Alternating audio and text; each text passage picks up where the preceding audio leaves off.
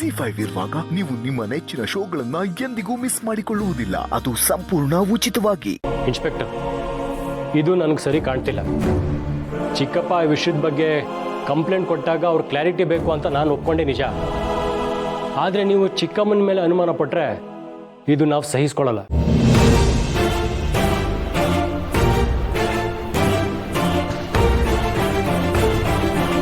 ಕೇಸಿನ ನಿಮಗೆ ಹ್ಯಾಂಡಲ್ ಮಾಡೋಕ್ಕಾಗಿಲ್ಲ ಅಂದರೆ ಹೇಳಿ, ನಾವು ದೊಡ್ಡವ್ರ ಹತ್ರ ಹೋಗ್ತೀವಿ.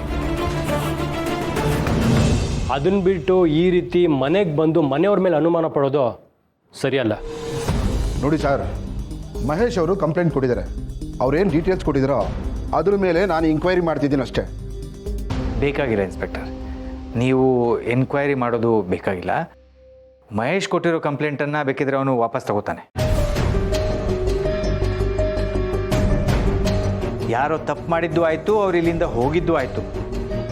ಯಾವಾಗಲೂ ನಡೆದಿದ್ದ ಘಟನೆನ ನೀವು ಈಗ ಬಂದು ಎನ್ಕ್ವೈರಿ ಮಾಡ್ತೀನಿ ಅಂತಂದರೆ ನಮಗೆ ತುಂಬ ಡಿಸ್ಟರ್ಬ್ ಆಗುತ್ತೆ.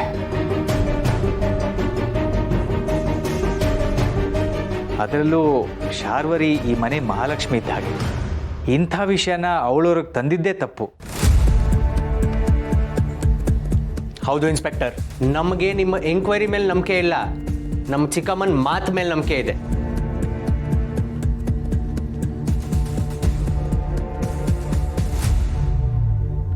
ನೀವು ಮಾಡ್ತಾ ಇರೋ ಎಂಕ್ವೈರಿ ನಮ್ಮ ನಂಬಿಕೆನ ಪ್ರಶ್ನೆ ಮಾಡೋ ಥರ ಇದೆ.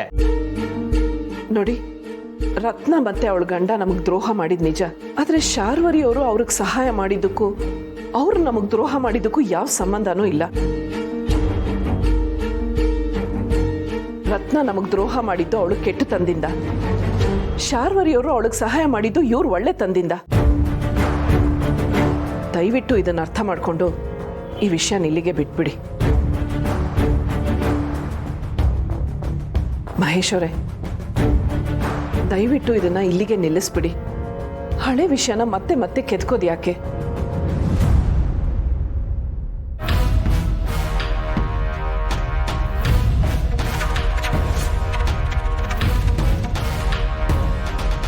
ನಾನು ಅದನ್ನೇ ಹೇಳ್ತಾ ಇದ್ದೀನಿ.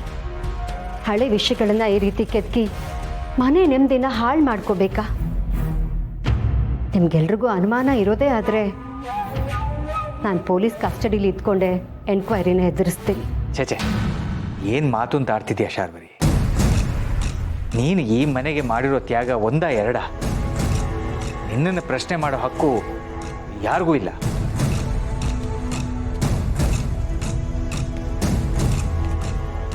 ಇನ್ಸ್ಪೆಕ್ಟರ್, ನಾವು ಈ ಕಂಪ್ಲೇಂಟ್ನ ವಾಪಸ್ ತಗೋತೀವಿ, ನೀವೇನು ಹೊರಡ್ಬೋದು. ಓಕೆ, ನೀವೆಲ್ಲ ಇಷ್ಟು ಹೇಳ್ತಿದ್ದೀರಾ ಅಂದಮೇಲೆ ನಾನು ಮಾತಾಡೋದ್ರಲ್ಲಿ ಅರ್ಥನೇ ಇಲ್ಲ.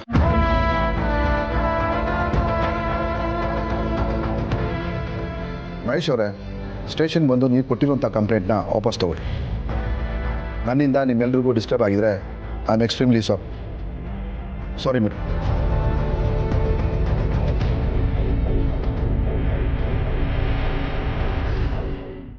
Z5 ಆಪ್ ಡೌನ್ಲೋಡ್ ಮಾಡಿ ಎಲ್ಲಾ ಸಂಚಿಕೆಗಳನ್ನು ಸಂಪೂರ್ಣ ಉಚಿತವಾಗಿ ನೋಡಿ.